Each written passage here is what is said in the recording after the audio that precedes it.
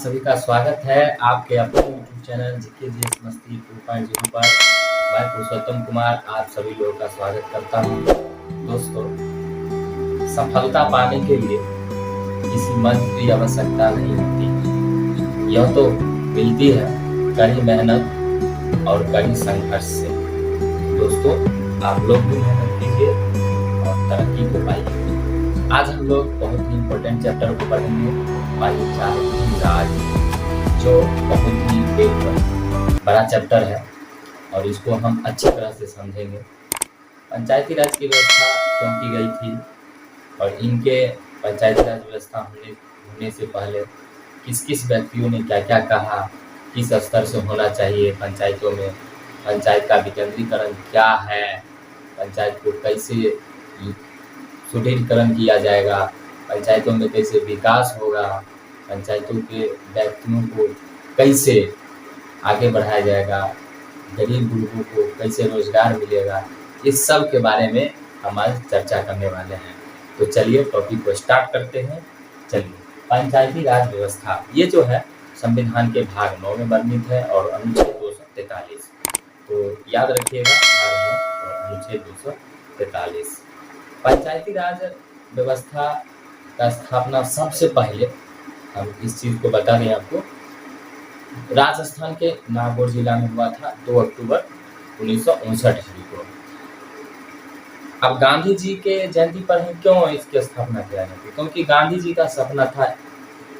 क्या सपना था गांधी जी का जन्म 2 अक्टूबर 1869 ईस्वी को हुआ और गांधी जी के जन्म के दिन, यानी कहने का मतलब 2 अक्टूबर गांधी जयंती, तो गांधी जयंती के दिन 2 अक्टूबर 1959 को राजस्थान के नागौर जिला में इसकी शुरुआत हुई थी। इसीलिए कि गांधी जी का एक सपना था कि पंचायतों को हम एक अच्छा बनते हुए देखें, यहाँ के लोग रोजगार में लगे रहें। इसीलिए उन्हीं के नाम पर आप लोग जैसे मनरेगा चलता है उसको देखिएगा, महात्मा गांधी राष्ट्रीय ग्रामीण गारंटी योजना, ये है जो चला है उन्हीं के नाम पे चला है। तो उनका एक सपना था कि मेरा पंचायत जो है गांव के लोगों का विकास हो, मेरा पंचायत अच्छा सुदृढ़ बने, अच्छा विकास हो।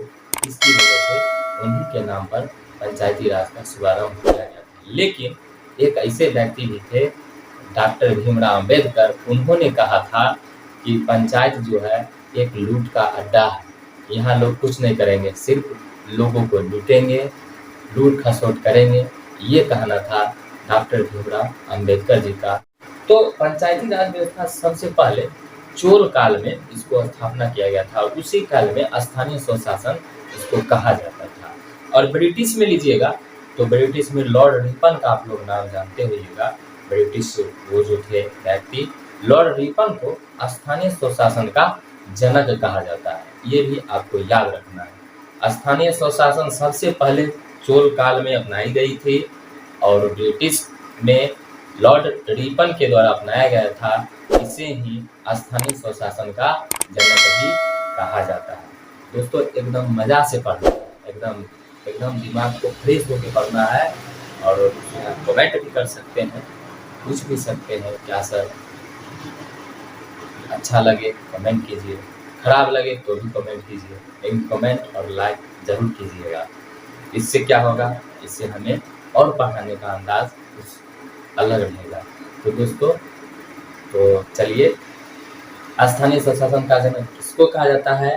तो लॉर्ड रिपन को कहा जाता है। आप यूँ ही सुनिएगा, याद हो जाएगा। बड़े बड़े जो APSC के एग्जाम होते हैं, रेलवे के एग्जाम होते हैं, सभी में आप देखिएगा तो इससे क्वेश्चन पंचायती राज से हर संभव रहता है। पंचायत का कार्यकाल कितने वर्षों का होता है? तो 5 वर्ष का होता है। पंचायत में चुनाव लड़ने के लिए कितनी उम्र सीमा होनी चाहिए? तो 21 वर्ष होनी चाहिए। वोट देने के लिए उम्र सीमा कितना होना चाहिए? तो 18 वर्ष होना चाहिए। कब 21 वर्ष था, इसको घटा के 18 कर दिया गया, इसको याद रखना है। 21 वर्ष पहले था, लेकिन संविधान संशोधन हुआ, उसमें जो है इसको 18 कर दिया गया। कब संविधान संशोधन हुआ? तो 61वां संविधान संशोधन हुआ। कब ईस्वी में, कौन ईस्वी में किया गया? 1989 ईस्वी में किया गया। एकदम सिंपल से पढ़ना है, एकदम मस्ती में पढ़ना है और याद रखना है, सारे चीज़ को याद रखना है। चलिए तो आगे बढ़ते हैं। लॉर्ड रिपन हो गया। अब क्या हुआ कि जब भारत में सरकार नहीं थी, टेम्पोररी सरकार, अंतरिम सरकार, लेकिन हमारे देश में सरकार प्रथम आम चुनाव 51-52 में हुआ था, सभी जानते हैं। तो उससे पहले सरकार नहीं थी। जब सरकार का गठन हुआ और सबसे पहले प्रधानमंत्री बने पंडित जवाहरलाल नेहरू, तो उन्होंने गांव के लिए एक विशेष कार्यक्रम को चलाया और वह कार्यक्रम जो था बहुत ही अच्छा था, गांव के लिए तो बहुत ही बेहतर था। पंडित नेहरू जी ने सोचा कि क्यों न एक गांव के लिए एक कार्यक्रम को चलाया जाए, जिससे लोगों को सुविधा हो, लोगों की क्या ज़रूरत है, किस चीज़ की कमी है, वो दूर हो सके। तो वो कार्यक्रम का नाम था सामुदायिक विकास कार्यक्रम। तो याद रखिएगा, सामुदायिक विकास कार्यक्रम पंडित नेहरू के द्वारा कब लागू किया गया? तो 1952 ईस्वी में लागू किया गया। दोस्तों, इसका सकारात्मक प्रभाव पड़ा। नेहरू जी ने जब इसको लागू किए थे, उसके 1 साल बाद उन्होंने देखा कि इसका बहुत सकारात्मक प्रभाव। चलिए दोस्तों, जान लेते हैं एक और चीज़ को। स्थानीय स्वशासन का जनक लॉर्ड रिपन को कहा जाता है और स्थानीय स्वशासन का सबसे पहली बार प्रयोग जो है वो मद्रास में किया गया था 1882 ईस्वी में। इस चीज़ को आपको याद रखना है। 1882 ईस्वी में स्थानीय स्वशासन का प्रयोग मद्रास में किया गया था लॉर्ड रिपन के द्वारा। चलिए आगे बढ़ते हैं और ये चीज़ जानते हैं, अनुच्छेद 40 में जो है बीपीएसपी के अनुसार राज्य के नीति निरूपण के तहत जो है अनुच्छेद 40 को जगह दी गई थी। यानी अनुच्छेद 40 को क्या दी गई थी? संविधान में जगह दी गई थी। किसके अनुसार? तो बीपीएसपी के अनुसार संविधान में जगह दी गई थी। अब जो है कुछ पंचायत का जो गठन के लिए जो है कुछ समितियां बनाई गई थी। वो समितियां जो है बनाई गई थी, इसलिए उन लोगों ने कहा कि कितने स्तरों पे पंचायत का गठन किया जाए। तो बहुत सारे लोग जो थे वो कई कई तरह की बातों को रखा। जैसे बलवंत राय मेहता समिति में क्या सौंपा? 3 स्तरीय वो पंचायत के बारे में सौंपा कि पंचायत का गठन त्रिस्तरीय होना चाहिए। उन्होंने जो है पंडित नेहरू जी से कहा था, मुझे जो है पूरे भारत का जो है क्या करना पड़ेगा, हमको घूमना पड़ेगा और तब इससे पता चलेगा कि कहाँ पे कौन सी व्यवस्था स्थापित होनी चाहिए। क्योंकि हमारे ये बलवंत राय मेहता समिति जो थे, बलवंत राय ये एक अर्थशास्त्री थे और इन्होंने जब भारत पूरा जो है अपना समय लिए और समय लेने के बाद जब पूरा जो है घूमे, तो ये उन्होंने बताया कि पंचायतों का गठन जो है वो त्रिस्तरीय होना चाहिए। तो बिल्कुल आपको याद रखना है, बलवंत राय मेहता समिति ने रिपोर्ट कर दिया तो 1957 ईस्वी को दिया। कितने स्तरों पर बांटा जाना चाहिए पंचायत को? उन्होंने क्या था? तो 3 स्तर पे बांटा जाना चाहिए, यानी ग्राम स्तर पे, प्रखंड स्तर पे और जिला स्तर पे। तो इनके द्वारा रिपोर्ट सौंपा गया, तो बलवंत राय मेहता समिति के द्वारा रिपोर्ट सौंपा गया। अभी इसको लागू नहीं किया गया। दोस्तों, आपको पता होगा कि 2 अक्टूबर 1959 ईस्वी को राजस्थान के नागौर जिला में जो है इसकी शुरुआत की गई थी।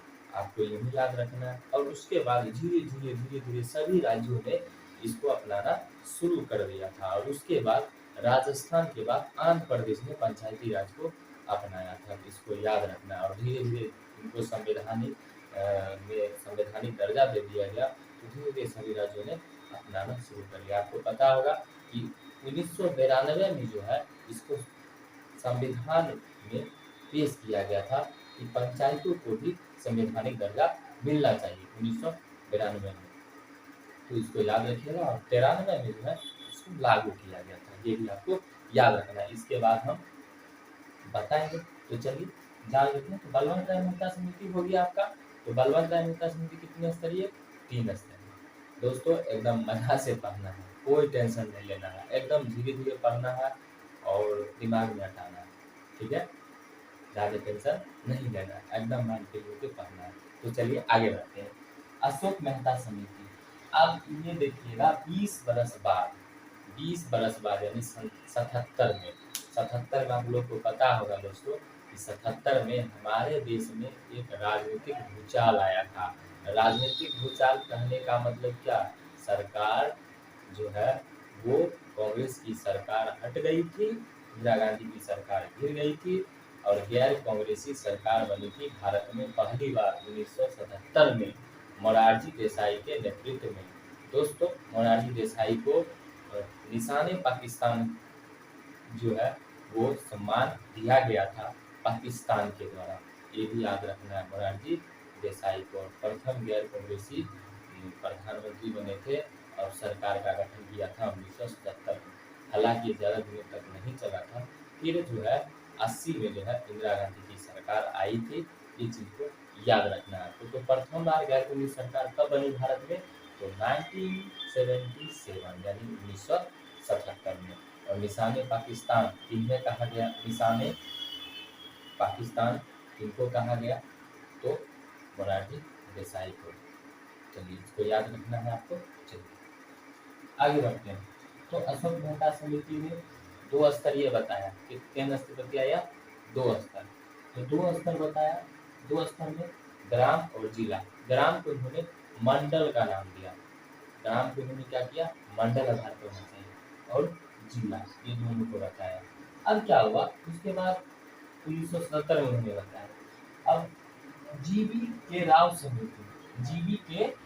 समिति जो 1985 में लागू किया गया। इन्होंने कहा कि पंचायतों को उचित जो है शक्ति मिलना चाहिए। पंचायतों का विकेंद्रीकरण होना चाहिए और क्या होना चाहिए? उचित जो है शक्ति मिलना चाहिए, ताकि वहाँ के लोगों को जो है पंचायतों में लोगों को भी भागीदारी मिलना चाहिए। पंचायतों को लोकतांत्रिक विकेंद्रीकरण होना चाहिए। तो इन्होंने ये चीज को बताया था, आपको याद रखना है। 1985 कौन समिति? जीबी के राव समिति। उसके बाद में यहाँ पे दोस्तों एल.एम. सिगरी समिति 1986। एल.एम.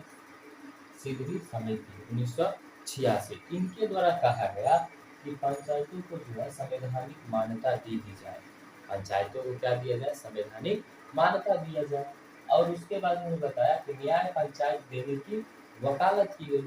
यानी कहने का मतलब क्या है? पंचायतों में न्याय की व्यवस्था होनी चाहिए। वहाँ दीवानी कानून, फौजदारी कानून का भी निपटारा होना चाहिए, व्यवस्था होना चाहिए पंचायतों में। पंचायत का निर्माण होगा, संवैधानिक दर्जा दिया जाएगा, तो उसमें न्याय की व्यवस्था होनी चाहिए गाँव में। तो ये बात किसके द्वारा कही गई? तो दोस्तों याद रखना है, एक एल.एम. सिगरी समिति 1986 के दौरान 86 ईस्वी में कहा गया था कि संवैधानिक रूप में पंचायतों को मान्यता दे दिया जाए और न्याय पंचायत देने की वकालत की जाए और त्रिस्तरीय होना चाहिए। इन्होंने ये कहा था। तो दोस्तों चलिए, इस यहाँ तक आपका कंप्लीट हो गया और आप हंसते मुस्कुराते पढ़ते रहिए और धीरे धीरे पढ़िए। हर हमेशा हंसते रहिए, मुस्कुराते रहिए और पढ़ते। याद रखिए।